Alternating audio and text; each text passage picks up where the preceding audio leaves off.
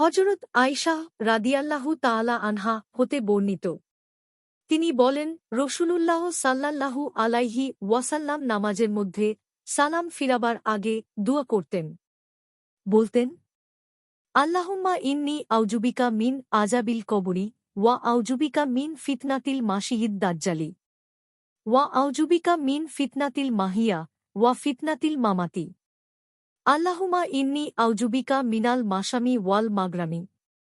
অর্থাৎ, হে আল্লাহ, আমি তোমার নিকট পানাহ চাচ্ছি কবরের আযাব থেকে।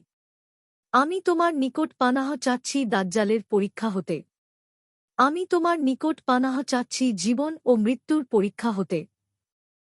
হে আল্লাহ, আমি তোমার কাছে পানাহ চাচ্ছি গুনাহ ও দেনার বোঝা হতে।